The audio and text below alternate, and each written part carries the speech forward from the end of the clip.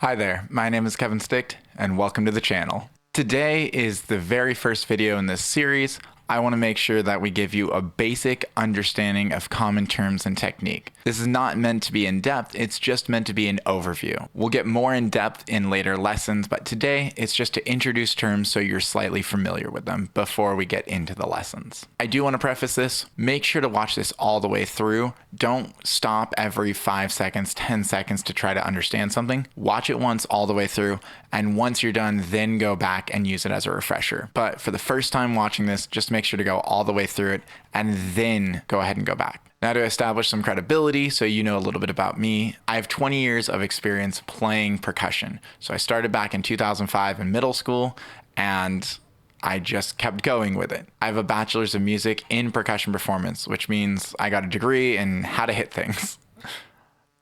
That's what I studied for like 5 years. I've done multiple tours nationally and internationally with a few different groups. I have also won WGI World Championships 2 times. All that is to say that I do have knowledge and experience in this field, so you can feel free and feel safe trusting me. Also, this is only one technique, one explanation. Many people have their own variations, their own way of explaining it, and their own techniques. I am not the one and only technique, but on this channel, I'm going to be explaining the technique that I use and I teach to my students. If you find someone else and they have a different technique, they're not wrong.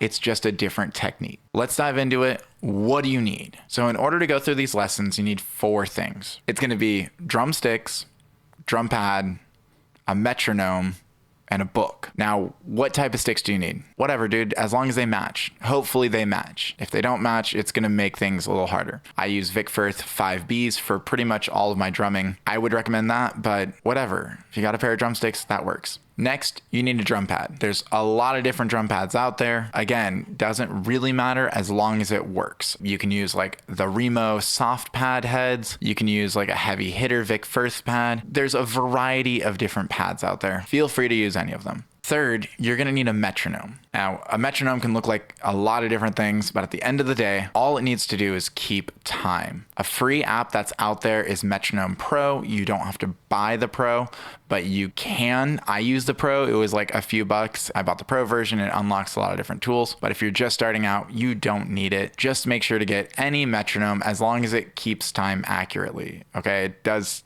That's the whole thing of it. It keeps time. And finally, the book, Alfred's Drum Method Book 1. As long as it has all the pages and isn't too beat up, it works. Make sure to grab one of those as well. Now that we have that established, let's move on to the next thing, common terms. Let's start off with the metronome, tempo, and beat. A lot of these relate to each other. A lot of them are very similar. A metronome is to help you keep time. It divides like a full minute into smaller increments. Think 60 beats per minute, or what we call BPM, right? Beats per minute. 60 beats per minute would be about 1 beat per second, because there's 60 seconds in a minute. So it's going to be slower. It takes about 1 second. If we're playing at 120 BPM, then we're going to be playing 2 beats a second. And a metronome will divide it up into those increments. And this is what a metronome sounds like, by the way. This is going to be 120 BPM.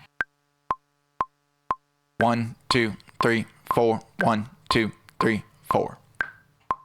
So that is 120 BPM. Think BPM is similar to miles per hour. Beats per minute, miles per hour. It just gives you a speed so you can understand what it is. Tempo is measured in BPM. So if you have a tempo of a song, if you're tapping your foot, clapping along to a song, it's going to be a certain BPM. So you hear a song, you're tapping along, you feel that steady beat. That's going to be tempo. So tempo is what gives us the speed of a song, how fast a song is. Call it tempo, or we can call it the beat, right? Either of these. Tempo is broken down into beats right there. We either use what's the beat, what's the tempo, and that all refers back to a metronome and what BPM it is. Bars, measures, these terms are going to be for measuring one measure of music. That's a little confusing. 1, 2, 3, 4. That's one measure. And then we'll do it again. 1, 2, 3, 4. 1, 2, 3, 4. For the sake of ease, most songs are in 4/4. Most songs that you're going to hear, most pop music, it's going to be in 4/4. Pop, rock, a lot of that's going to be in 4/4. But what about prog? Sure. Yeah, there's 12/8, 5/8. But again, we're not worried about that, right? We're not playing Rush. We're not playing Dream Theater. We're just trying to understand music, okay? 4/4, you feel me? So that's going to be bars or measures. We use those interchangeably. That's due to the bar lines that you see from beginning of a measure to the end of the measure. They look like this, right? That's what they look like. Time signatures. I'm not going to get super in-depth into time signatures, okay? It's very confusing for new students. All you need to understand is the basic time signature is 4/4. Again, looks like that. So we're not going to get super deep into it. But that top number tells you how many beats per measure.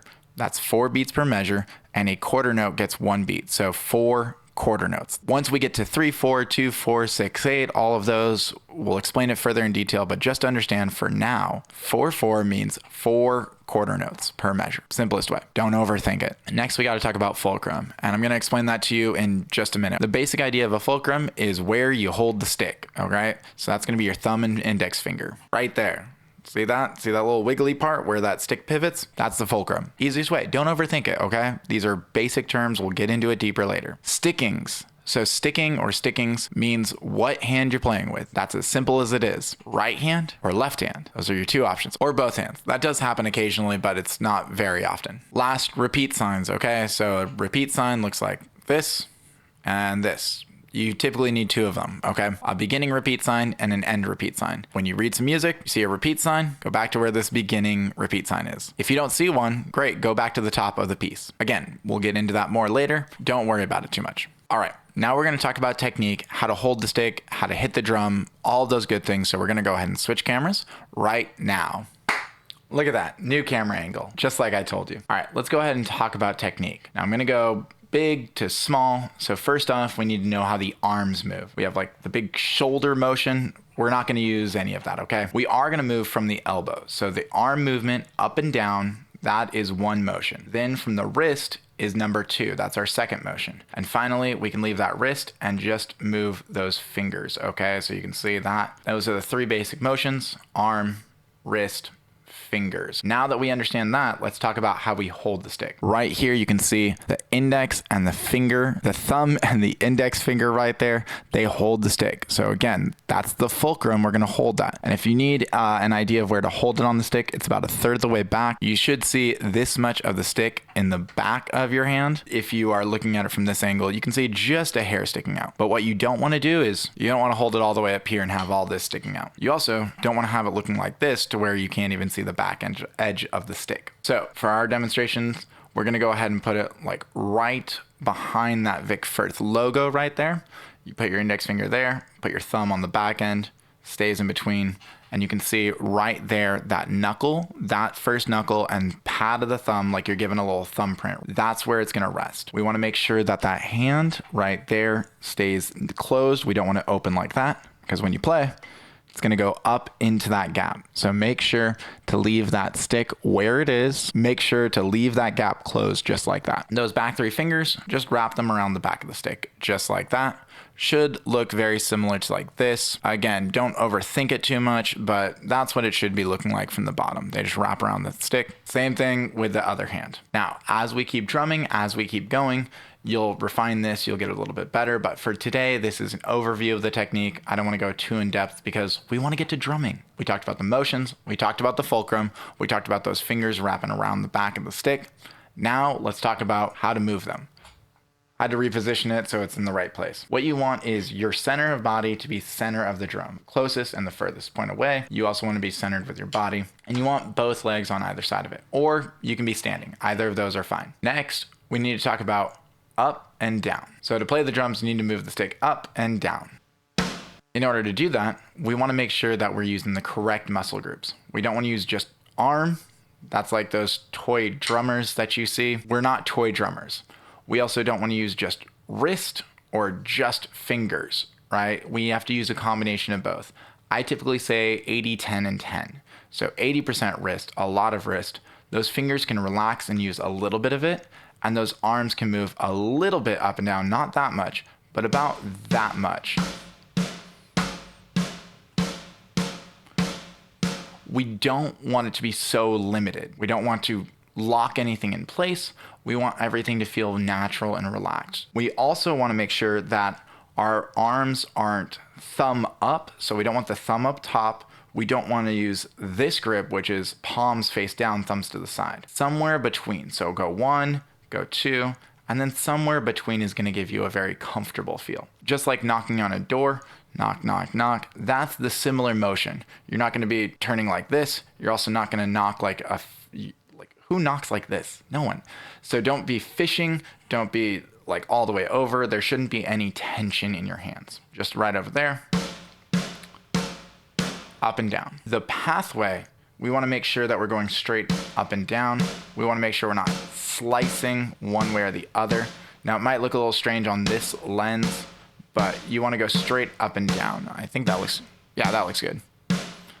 You can always practice with a mirror setup. That's what I recommend for my students, is to get in front of a mirror so you can actually see the pathway and set it at an angle. So if I were playing here, you could see going up and down. I'm not going out. I'm not going in.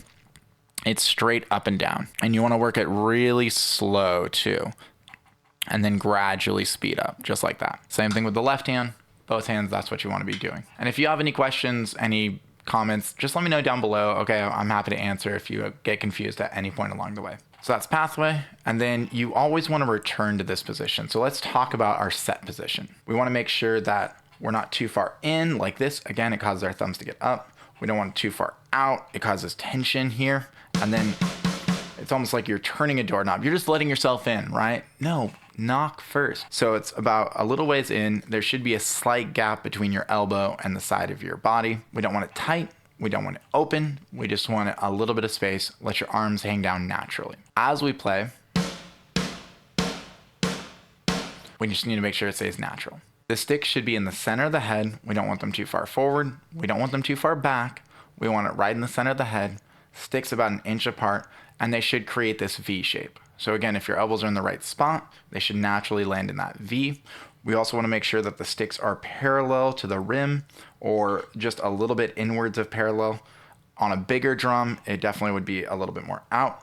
For this smaller drum, we're going to have it tucked in a little bit more. So it may not be perfectly perpendicular, but that's generally a good idea of what it should look like. And again, if your elbows are out, it's going to look like this. If your elbows are in, it's going to look like this. So just a general V, maybe a little under 90 degrees. And when we play, we're going to bring the stick up, same thing with that angle, and bring it down, and we're going to freeze down, okay? That doesn't mean push into the head. That means there's going to be a little bit of a natural rebound, just like if you're dribbling a basketball, it'll come back up off the head, but we don't want to come all the way back up here. We want to stay right down here. The reason being is if we need to play soft, it's easier than trying to play soft from up here. Keep the sticks down here about an inch above the head and about an inch apart from each other. And then when you need to play, lift the stick up, play a single note, and then we come back to that set position. And that's pretty much it. Boom, back to this camera. A friendly reminder, this is not an in-depth video, but an overview of common terms and technique. Do feel free to come on back to this video as you continue to move through the book. That way you can always review and refresh on technique and common terms. If you have any questions, let me know down in the comments below. I'd love to help you out. If you're interested in getting more personalized information, you can go ahead and check out that student interest form down below. At the current moment, I'm offering private lessons and group classes. That link will be in the description below. Don't forget to like and subscribe on this channel. That way you can always stay up to date on the latest videos. And finally, congrats. Move on to the next video in this series. That'll be lesson 1 of Alfred's Drum Method, book 1. My name is Kevin Sticht, and as always, happy practicing.